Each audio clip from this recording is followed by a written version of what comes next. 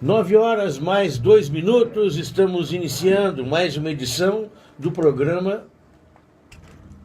9 horas mais 2 minutos, estamos iniciando mais uma edição do programa Insight pela sua Rádio Pelotense, AM 620, a rádio que todo mundo ouve. Na produção e apresentação, Leandro Freitas, na direção-geral Paulo Góes, direção executiva Luciana Marcos, na mesa de áudio Rubens Silva e nos transmissores, o Tony Alves. Muito bem, primeira parte do programa, sempre com a inserção, vamos dizer assim, o conjunto do programa, o Dr. José Newton. Bom dia, como é que vai, Newton? Tudo bem? Bom dia, Integrando Leandro. O programa, vamos dizer assim. Integrando o programa. Bom dia, Leandro. Bom dia, pessoal de casa. O Newton, hoje nós temos uma peculiaridade, que o programa também está no Facebook, Estamos no ar, mas ao vivo. Ao vivo no Facebook, em todos os lugares, as pessoas podem nos acompanhar o programa e nos assistir por primeira vez. Porque é interessante o nosso programa, porque hoje ele está na internet, Sim. E ele consegue chegar em vários lugares no mundo. Isso aí, Qualquer a gente tem lugar do mundo que uma tem resposta internet. Interessante desse tipo de ouvinte, Assim é. Que está em Portugal, está na Inglaterra, enfim, pessoas que são brasileiras, talvez, que morem lá e que Ontem tínhamos uma escutem, pessoa, ontem tínhamos um ouvinte, uma pessoa de Angola que nos acompanhava, estava participando, lendo nossos artigos, participando dos aplicativos todos. Pois isso aí para nós é interessante, embora, claro, que a gente faça o programa mais especificamente para o grupo aqui da região, e talvez seja o gancho para nós fazermos algo voltado para esse ouvinte distante. E não é só esse ouvinte brasileiro que vai para a Inglaterra ou para o Canadá. Qualquer pessoa que saia do seu lugar, e ele vai buscar um outro lugar para viver. Às vezes transferido, enfim, várias razões. Ele acaba se adaptando e passando a ser daquele lugar quase que como raiz. Isso leva um tempo, é claro. Bom, isso tem que ver com o processo migratório, a migração, mais especificamente a imigração, causa uma série de modificações psíquicas no indivíduo que faz com que se crie um capítulo à parte para quem se dedica à psicanálise, que é o tema das imigrações. O indivíduo, quando migra, quando vai de um lugar para outro, ou quando chega em algum lugar, o psiquismo dele sofre alterações fundamentais. O indivíduo perde a sua identidade, porque tem que ver com as suas raízes, com seus amigos, com a sua terra, com a sua história, com os alimentos, com os cheiros, com os costumes, com os hábitos. Ele, no momento que sobe no avião e parte, ele deixa para trás uma parte da sua personalidade que depois encontrará em termos, não na sua totalidade. Daí a ideia de criar centros nacionalistas ou tradicionalistas, como no caso do Rio Grande do Sul. Perfeito, para buscar as raízes. Buscar as raízes. Mas ele incorpora muitas coisas do lugar onde ele mora e, ao mesmo tempo, tenta preservar a sua raiz. Sim, mas o psiquismo, as identificações, todas aquelas questões mais básicas ou primárias, vivências intrauterinas, vivências do recém-nascido e tudo mais, essas ficam bastante de lado, digamos assim. Ele tratará de encontrar outras variações, outras relações por semelhança que mobilizem o mesmo internamente, mas aquelas vivências com seus objetos primários de amor, pai, mãe, irmãos, vizinhos, o cachorro, os animais de estimação, avós, o cheiro. As cidades têm cheiro. Qualquer pessoa que chega depois de muitos anos na sua cidade sente o cheiro da cidade. A casa tem cheiro. Todas as casas têm um cheiro peculiar que é diferente de uma para outra. As pessoas têm cheiros. Os alimentos, além de cores, odores, têm perfumes, têm sabores que são muito específicos, e a casa de cada um. Aí entra o tema da comida da avó, a comida da mãe, que tem, para quem mora fora, dá um valor enorme, sabe o quanto isso significa, porque perdeu, saiu de perto. Quem vive no dia a dia não valoriza, não sente essas diferenças, pelo simples fato de que está em contato permanentemente. Quem sai, vai para longe e depois regressa, sente uma diferença enorme, valoriza mais, enxerga mais essas questões com mais profundidade. É interessante que às vezes quem passa um período fora, e volta, ele muitas vezes quer demonstrar, até no sotaque, que ele incorporou a cultura de lá, que já tem alguma coisa de lá, reforçar para as pessoas que moram aqui que ele tem essa diferença. Não sei se... Bom, aí vamos aprofundando e É, complicando o tema da imigração. Acontece que a imigração tem que ver com os amores. Fundamentalmente se mobilizam dentro do indivíduo todas as fantasias e conflitos relacionados com o amor. Quem vai, abandona, é um abandono, quem parte realmente abandona, quem fica se sente abandonado, mas ao mesmo tempo o indivíduo que vai se sente excluído porque ele perde o dia a dia, ele perde de participar com as pessoas no dia a dia, o que faz com que o psiquismo dele tenha que passar por uma série de modificações, ele tem que elaborar, suportar e elaborar uma série de tensões, digamos assim, conflitivas que surgem dentro dele, no que se refere às acomodações amorosas no seio da família. Então, se os irmãos ficam com os pais e ele sai, quem é que ocupa o lugar amoroso? Eu não me refiro ao espaço físico propriamente dito, que se vê isso, por exemplo, quando os adolescentes saem de casa, se o quarto vai ser transformado numa sala, se o outro irmão vai morar no quarto dele, se a mãe vai botar uma outra pessoa a viver, se vai adotar uma outra criança para ocupar o lugar daquele que sai, parte. Todas essas questões na imigração estão muito presentes. O indivíduo faz de conta que não trata disso, que não dá bola, porque ele supostamente vai para uma situação muito melhor, uma opção muito melhor, por exemplo, quem vai para os Estados Unidos, Europa, a Austrália, que é muito comum aqui para nós, mas no fundo, o psiquismo dele acusa recibo. sim, Assim, né? melhor sobre o aspecto, né, doutor Newton? Porque nós temos uma vida já habituada com determinados hábitos e Sim, tipos de vida, né? sim. Que em outras regiões vai ser mais disciplinatório, vamos dizer assim, né? O mais rigor de... O quadrado que os países da Europa e dos Estados Unidos e Canadá, os países desenvolvidos em geral, especialmente os Estados Unidos, Canadá e Europa, têm, nós chamamos um quadrado de leis que faz como uma moldura num quadro, ou seja, todas as pessoas que estão dentro daquele quadrado têm toda a liberdade, mas quem sai para fora daquele quadrado 1 milímetro tem tolerância zero, ou seja, se o indivíduo se enquadra e cumpre com as normas que a sociedade determina, ele é muito feliz, ou seja, ele tem uma economia estável, ele tem o salário dele, ele tem a perspectiva de trabalhar poucas horas, ganhar relativamente bem, ter lazer, etc, etc. Então, muitas pessoas ficam fascinadas por isso, valorizam isso e vão em busca disso. Perdem todo o resto, evidentemente, porque não se pode ter tudo na vida. Nós aqui no Brasil, em contrapartida, não temos quadrado nenhum, não temos moldura. O nosso quadro é um quadro solto, numa paisagem enorme, sem regras, que é uma característica do povo brasileiro. O dia que nós tivermos um conjunto de leis que nos enquadre, crie condições que... Não sei se a gente vai conseguir se adaptar, né? Não é para todos. Não é para todos. E uma das razões pela qual, talvez a mais importante razão pela qual nós não temos ainda esse quadrado onde nós possamos viver dentro dele com segurança é que nós não toleramos os limites. Os brasileiros ultrapassam os limites com muita facilidade. Aí entra o tema do jeitinho brasileiro e outras coisas mais. Mas a corrupção toda tem que ver com esse tema também, né? Sim, já está na nossa raiz, em parte na nossa raiz. Temos que modificar isso para termos uma sociedade mais livre dentro do conjunto de leis que nós estabelecemos. Mas eu acho que isso aí, Newton, deve levar gerações, né? Porque nós todos temos consciência que isso não é bom, no caso, o jeitinho brasileiro. Só que algumas vezes alguns admiram esse tipo de comportamento, né? Outros convivem, né? E aceitam. No caso, aqui no Brasil, não é em qualquer lugar do mundo que você vai ter esse tipo de comportamento, né? Fora do Brasil, isso não funciona muito bem. Fora do Brasil, querer botar o dinheiro por baixo do pano, até existem corrupções, evidentemente que em todos os países existem pessoas corruptas e corruptores, mas as coisas são feitas em menor quantidade, e não em forma de quadrilha e não sistematizada. Essas questões todas, quem sai do Brasil ou mora fora do Brasil tem bem claro na cabeça. Ou seja, o que caracteriza a sociedade brasileira é a necessidade de viver sem leis. Isso é um problema social, não é um problema dos políticos que estão em Brasília. É um problema nosso, enquanto característica social. Então, isso faz com que tenhamos muita dificuldade de exigirmos, demandarmos, cobrarmos um conjunto de leis que nos enrijeça dentro de um quadrado, que funcione como um marco de um quadro, onde ali dentro nós tenhamos todas as liberdades, mas não possamos sair. Se sairmos, seremos penalizados. E nós não gostamos de ser penalizados. Nós criamos sempre uma série de situações para fugir da regra, da norma. É uma característica do povo brasileiro que precisa ser modificada para que um dia tenhamos um futuro mais interessante. Aonde modifica isso?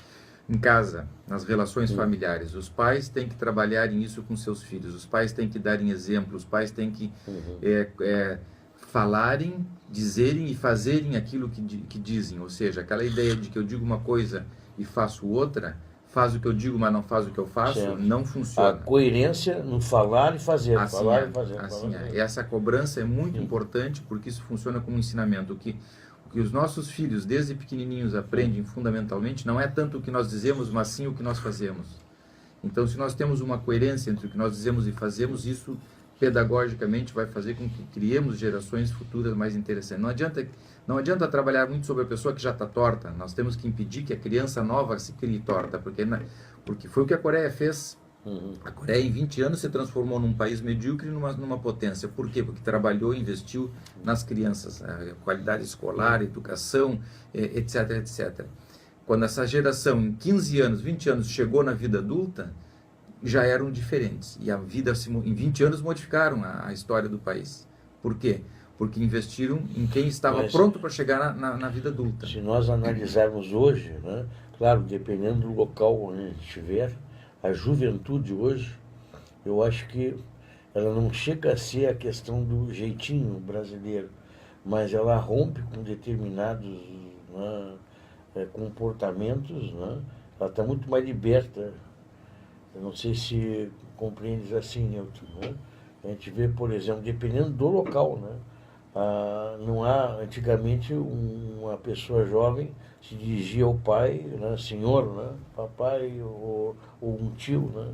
E hoje, o adolescente, ele fala de igual para igual para um adulto, né? Embora respeito não significa, né? Bom, nós podemos tratar um adulto de igual para igual desde muito cedo na vida, com respeito, com ética e com educação. Isso é legal, é sinal de que as pessoas abrem possibilidades para que nós possamos explorar todas as nossas potencialidades de uma maneira legal, interessante, sem submissão. O que complica, e aí talvez seja a grande diferença com o passado, que antes nós respeitávamos nossos pais por submissão, por medo. Hoje nós respeitamos, ou tendemos a respeitar, ou queremos que assim seja, por ética, por admiração. Ou seja, eu não grito, eu não bato, eu não me rebelo contra o meu pai, não porque eu tenha medo dele, mas porque eu respeito ele, gosto dele, é uma pessoa admirável, amo ele. Então, por amor ao outro, eu deixo de fazer algumas coisas. Essa é a grande diferença. Quando nós nos comportamos de uma forma interessante, socialmente pensando, por amor ao outro, é completamente diferente de quando nós nos submetemos por temor. Toda vez que nós nos submetemos por temor, quando a oportunidade surgir, nós vamos aproveitá-la. Então aí surge o tema da corrupção. Se alguém está me olhando, eu não roubo. Mas se alguém não me olha, ou eu crio condições para que ninguém me veja, eu vou e roubo. Por quê? Porque o roubar está dentro de mim. E está permitido, eu aprendi na minha casa. Ninguém aprende a roubar na casa dos outros. Quem rouba, rouba porque aprendeu em casa. Os pais, de alguma forma, eram corruptos. E não souberam passar para os filhos uma educação diferente, em termos de valores. Não foi a necessidade, foi o exemplo. Quem rouba 50 milhões de dólares não tem necessidade nenhuma. Quem rouba 5 milhões de dólares, 20 milhões de dólares, que são os números que nós tratamos no Brasil atualmente, nós não vamos mais falar em necessidade. Nós estamos falando de um indivíduo que tem o vício de roubar, precisa roubar. Bom, se depois ele está roubando o amor dos pais, porque os pais não distribuíram o amor de forma equitativa em casa, porque os pais não se doaram de forma adequada, porque essa criança nasceu e se criou e chegou na adolescência e depois na vida adulta se sentindo injustiçada, que o pai tinha uma amante na rua que tratava melhor os filhos da amante do que ele sentiu que o amor que o pai devia para ele não pagou e morreu, ele não foi ressarcido, ou que a mãe não sei que coisa, e isso ele quantifica em dinheiro e depois psicicamente passa a dramatizar, roubando os outros, a população, os outros irmãos, digamos assim, porque dentro de um país somos todos irmãos, roubando os irmãos para se ressarcir na cabeça dele, por falta de consciência dessa conflitiva toda, e essa conta é impagável, então ele rouba cada vez mais, e quanto mais rouba, maior fica a dívida dentro dele, porque é um buraco sem fundo. Bom, aí nós temos um problema, evidentemente, certamente muitas vezes acontece por essa linha de raciocínio, mas do ponto de vista psíquico, ele está se ressarcindo do amor que lhe foi retirado. Agora, do ponto de vista legal, é ladrão. A gente tem uma tendência a confundir, né, a origem da pessoa de ser humilde, de ser trabalhador, por exemplo, com a questão de honestidade. porque nós temos, né, pessoas que trabalham, são humildes e não são honestos, né? Não é obrigatório, né? E a humildade, né, a origem seja, né, digamos, um diploma, né, de uma condução exemplar. Pelo contrário, né? Eu acho que a gente acaba também aprendendo quando a gente acredita e elenca, escolhe alguém que no fundo nos frustra, né?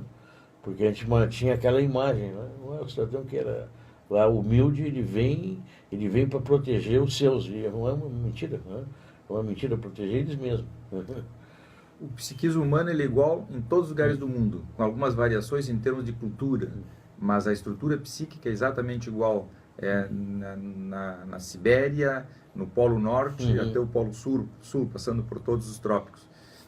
Então, o que a capacidade de criar conflitos, fantasias inconscientes, uso de mecanismos de defesa, etc., é igual para todo mundo. O que muda é a maneira de colocar em prática em função da região, do momento da história, da cultura, da história da religião, daquela família, da idiosincrasia daquela família, da etnia, da história, que se aquela família tem uma história árabe, se essa história árabe de uma região dos países árabes ou de outra, qual é a mixigenação que essa pessoa tem, que costumes, que hábitos, como foi a criação em casa, se era um árabe que nasceu no Brasil, por exemplo, que já tem toda essa influência mais tropical brasileira, permissiva, às vezes até demais, que numa religião, numa cultura mais rígida, mais fechada, vai permitir que ele se afrouxe um pouco mais e viva de uma maneira mais relaxada. Porque é uma tendência, quem vem de outros lugares para cá, ele acaba incorporando, né? Vai incorporar. Vai incorporando nosso jeito. E o inverso é verdadeiro. O inverso é verdadeiro. Um professor meu de psicanálise, quando eu morava na Argentina, fez uma viagem de turismo ao Japão, e uma pessoa, excelente professor, com uma família maravilhosa, uma personalidade fantástica, um mestre em psicanálise, querido por todos, e chegou no Japão e poucos dias depois fez uma apendicite aguda. E ele dizia depois em sala de aula que ele fez apendicite porque o ambiente era tão, para ele que era latino, era tão fechado, tão horário para o trem, um segundo era uma perda de tempo, o hotel, o evento fechava a 1h03, ele tinha que sair a 1h14, e aquilo fez com que ele, de alguma maneira, terminasse fazendo uma apendicite aguda, digamos assim. O corpo dele acusou recibo, terminou adoecendo o corpo dele em função de toda a demanda. Para um japonês isso é normal, é tranquilo, ele tira de letra, digamos assim, porque ele nasce e se cria dentro desse ritmo, não passa a ser conflitivo, a não ser em alguns exageros muito além disso que nós estamos falando. Mas de repente, para um latino que chega lá com toda essa frouxidão que nós temos, com essa permissividade exagerada que nós temos na América do Sul ou na América Latina, num ambiente mais rígido, o indivíduo adoece. Claro, as pessoas mais sensíveis vão adoecer primeiro, evidentemente. Mais cumpridora, o indivíduo tentando cumprir com aquela rigidez toda, que para nós é uma rigidez, mas que para eles não é. Então, quem vai também sofre. É uma cobrança muito grande. Então, o psiquismo acusa recibo para essas coisas todas e vai encontrando forma de se manifestar. O corpo é uma forma de manifestação psíquica. Agora, nós temos essa capacidade de se adaptar, né? É claro que a gente pode até sofrer um pouco, mas a adaptação ela vem ao natural, porque a gente obriga, né? Acho que até quem vai para um outro lugar e se obriga a falar aquele idioma, tu aprende ou tu aprende, não tem outro jeito, né? Tu tem que te adaptar àquilo ali, né? Até como sobrevivência. Agora, Newton, nessa questão, nós estamos falando nesse jeitinho brasileiro e tudo mais, mas tem outras coisas dentro do comportamento humano, por exemplo, o encontro, né, de pessoas que tu consiga te relacionar, né? Um exemplo, né? Às vezes quem é migrante, né, ele tem dificuldades. Bom, aí vamos um pouquinho descendo as escadas do tema da imigração. A imigração ela é tão complexa que nós consideramos inclusive um quadro patológico da imigração. Às vezes o indivíduo se atrapalha de tal forma na imigração que a gente considera a patologia da imigração. Uma delas tem que ver com esse tema que tu está dizendo. O indivíduo que sai de casa, sai do seu país, da sua pátria, e vai para um outro país, vai para um outro lugar, motivado por coisas melhores, escala de valores melhores, perspectivas melhores e tudo mais, ele ele ganha muitas coisas, mas perde outras todas, sobretudo do ponto de vista afetivo, na maioria das vezes. Então, para que ele possa fazer esse corte, muitas vezes ele tem que idealizar o novo e rebaixar o velho. Então, o Brasil passa a ser o pior de todos os países. Então, ele faz piada, ele ironiza, ele brinca, ele desfaz, ele não consegue, de alguma forma, se adaptar às coisas antigas e passa a supervalorizar o novo. Isso vale não só para quem troca de país, mas para quem troca de cidade, região. Então, o lugar onde ele está passa a ser o suprassumo do bom. Mas ao lembrar, né, ao retornar, bate uma saudade. Sim. E eu digo isso, Newton, que não só nessa questão da cidade, mas quem sai do meio rural para o meio urbano. Também. Né? Porque ele sempre fica com aquela marca do meio rural. Assim né? E aquilo para ele vou dizer assim, um doce. Né? Poder lembrar do que era a tua vida quando tu estava no meio rural. Né? Uma pessoa que tem essa conflitiva toda mais ou menos organizada ou elaborada na cabeça é aquela que pode voltar ao meio rural, se encontrar com a família, se encontrar com os amigos, sem grandes conflitivas. Ele pode ir e vir. O que evita é sinal de que algo não ficou redondo dentro dele, não ficou bem resolvido dentro dele. Então, o indivíduo, o que se aconselha para quem é imigrante, para quem vai para algum lugar, para quem migra, que parte ou que chega? Nós aconselhamos, do ponto de vista psíquico, que o indivíduo não se tire a possibilidade de retornar. Que o indivíduo volte a cada 3 meses, a cada 6 meses, a cada 1 ano, reencontre a sua família, reencontre a sua terra, visite o lugar onde nasceu, que mostre para os seus filhos, leve a sua mulher, que fique integrado com aquilo e que saiba que aquilo já não vai mais fazer parte do dia a dia, mas está dentro dele num lugar bem valorizado, está bem acomodado dentro dele. Quando é que a complicação surge? A complicação surge quando o indivíduo fica com esses aspectos da sua história de vida mal acomodado, onde ele não tem um lugar para colocar, como se fosse uma biblioteca que tem alguns livros que o indivíduo não quer que esteja ali, mas precisam estar porque fazem parte daquela biblioteca. Então ele joga num canto, joga no outro, bota para trás, na prateleira, esconde, cai no chão, arranca a capa, risca, depois ele quer procurar, já não acha, quando fala coisas já distorcidas, porque já nem lembra mais da realidade, não pode falar da realidade porque ela é muito dolorosa, então vai criando uma série de transtornos. Tem uma situação, Newton, me parece, né, que é dos dias de hoje, né? Claro que tu ia para um outro lugar, tu te corresponde com a correspondência do teu ponto de relacionamento com outras pessoas daquela época, né? Então, hoje não, hoje tu estás em Portugal e estás acompanhando o dia a dia de Pelotas. Bom, né? as pessoas Pelo podem nos Facebook. ver agora. Exato. O Skype também é uma tu ferramenta tens esse lado, né? Que tu vai para qualquer lugar, se tu quiser, tu mantém até as raízes de amizade e tudo mais, nem que seja teclando ou conversando, mas não hoje deve, tem essa facilidade. Não deve perder. O indivíduo não deve perder as suas raízes, porque no momento que ele perde as suas raízes, ele fica solto. É como uma árvore sem raiz. Uma árvore sem raiz, qualquer ventinho tomba, faz com que ela tombe. O indivíduo sem raízes vai tombar com qualquer ventinho. Então, é uma crise da metade da vida, a saída de um filho de dentro de casa. Suponhamos que uma pessoa saia do Brasil, vá para a Europa, mora em Londres, por exemplo, e casa, tem filhos.